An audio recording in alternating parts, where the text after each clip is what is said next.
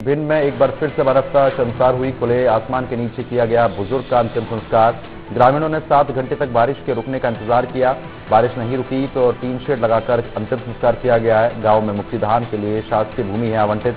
गांव में अभी तक नहीं बना है मुक्तिधाम।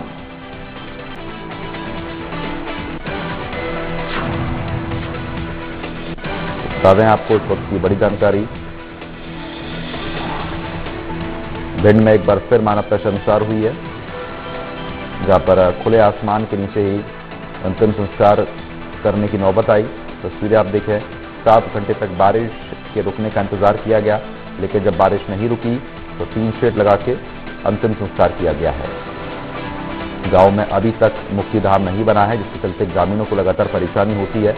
कई बार इसकी शिकायत की जा चुकी है, लेकिन समाधान फिलहाल नहीं होता है।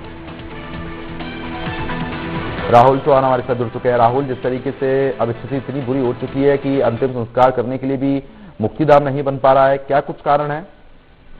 जी प्रदमन, मैं आपको बता दूं कि ये मामला भिंड के अटेर क्षेत्र अंतर्गत गजना गांव का है, जहां पर कल एक बुजुर्ग की मृत्यु के उपरांत भी उसको 2 गज जमीन सुकून से अंतिम संस्कार के लिए उपलब्ध नहीं हो सकी।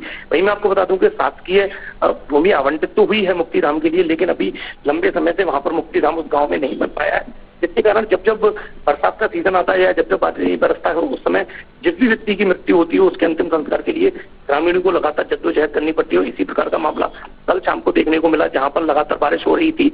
उसी दौरान लगभग जो ग्रामीण और परिजन थे, जिस बुजुर्ग की मृत्यु हुई उसके परिजनों के द्वारा लगभग 7 घंटे तक इंतजार बारिश थमने का किया गया, जिससे कि अंतिम संस्कार अच्छे से हो सके। लेकिन जब बारिश नहीं रुकी तो उन्होंने जो टीन शेड होते हैं, उस टीन शेड का एक टेम्परेरी मुक्तिधाम के टाइप की एक छत डालकर उसका अंतिम संस्कार बुजुर्ग का किया है। तो ये अपने आप में मानवता को शर्मसार करने वाली तस्वीरें सामने आई हैं और एक तरह से सरकार की विकास कार्यों की पोल खोल रही है कि किस प्रकार लोगों के गांव तक अभी तक मुक्तिधाम नहीं पहुंच पाए हैं। जी बिल्कुल, क्योंकि देखिए तस्वीरें काफी भयावह है, लेकिन लोग क्या कुछ कह रहे हैं, शिकायत की गई है क्या इसकी?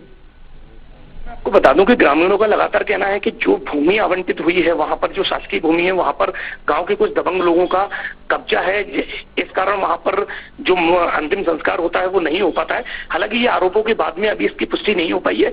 और अगर हम प्रशासन की बात करें तो प्रशासन इसकी पूरी जांच करने के बाद कार्रवाई करने की बात कह रहा है। जी चलो ठीक है, बहुत बहुत शुक्रिया तमाम जानकारी हमारे साथ साझा करने के लिए।